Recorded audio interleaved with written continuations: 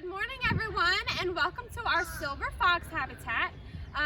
Today is day 2 of zoo school, and my name is Sarah, and I am in the education department here at our zoo. So here we are again with our silver fox, Bryn. She is going to do some techniques today that we have trained in her. Today we are going to do our pattern training. I am her primary trainer here, so I'm the one who teaches her new things to do around her habitat. We really train here for husbandry reasons. We do it so that we can kind of get a closer look at our animals. Today I'll be doing a little bit of crate training, and that really helps with getting her into the crate and she's not so stressed. And we can take her to the clinic and visit the vet staff if she has to. There's a problem and we can't fix it on site. So for right now, we will be doing a little bit of pattern training. I will be calling her to 3 different positions here in her habitat. And once she has done the correct movement that I want her to do, I'll click my clicker here. And once I click that clicker, she knows that a reward is coming right after it. And today the reward is Pinky Mice. That is her favorite. That's what gets her motivated the most. So we'll start off with that. Right. Station. Good.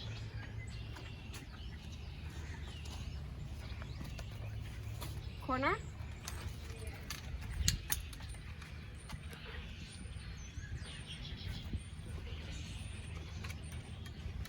Platform.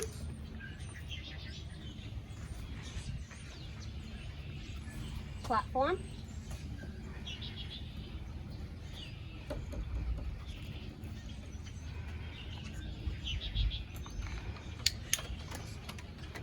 So it's really neat being able to see that foxes are really good balancers. They have that really good thick tail to help them balance on all of these wood planks that you see in here. Bryn. Station.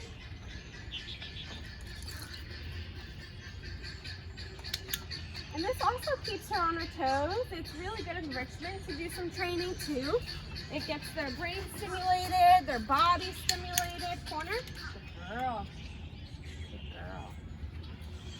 So now that we've seen some pattern training, we are going to do a little bit of crate training. And like I said, this is good for her, so that if we have to take her to the clinic for any reason, it's easy for us to get her in.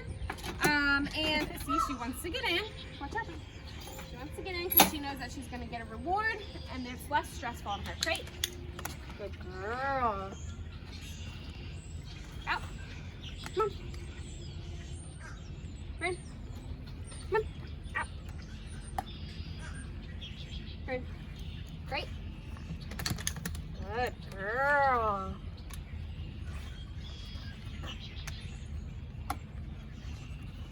One more. Good. Right.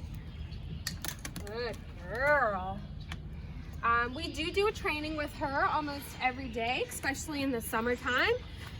So if you're lucky and you're here when we're in the zoo, it's not a set time, but we do training, and you could possibly see us doing some training with her today, or that day that you come. So now I just put my training poles away. So Bryn here, she is our silver fox. Silver foxes are the same exact species as a red fox. Red foxes we can find in our own backyards.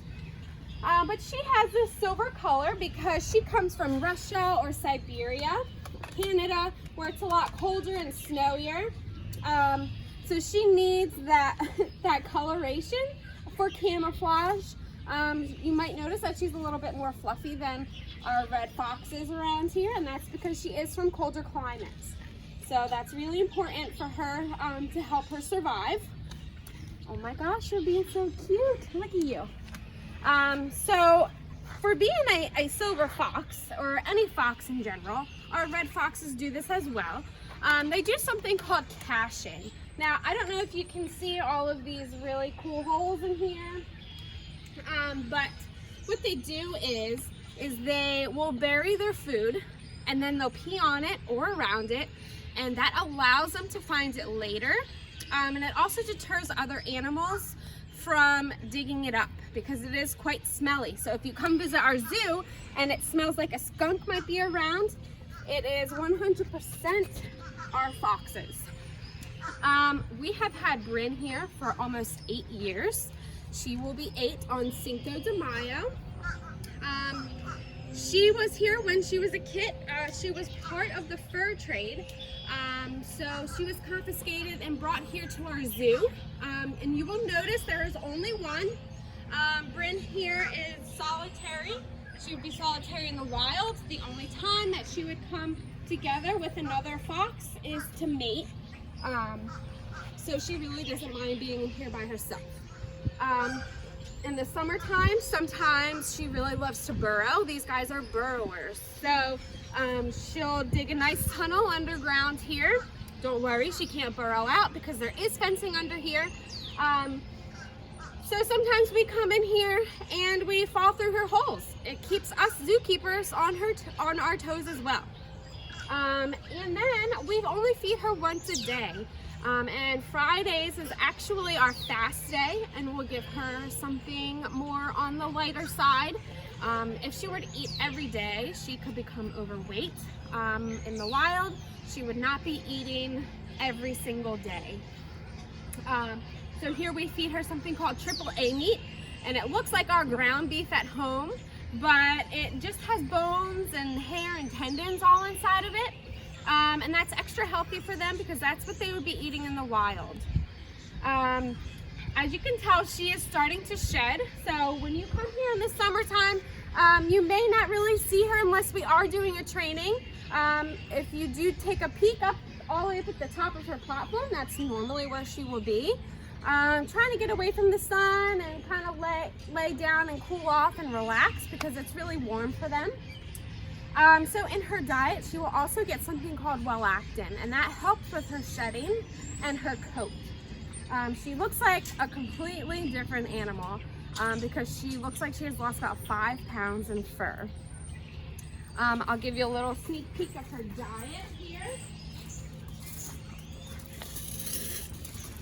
So we have them made into little meatballs here, and you can see the dog food, which she normally spits out. And what we'll do is we will forage it around her habitat. It is very important for us to do that because she's a natural forager.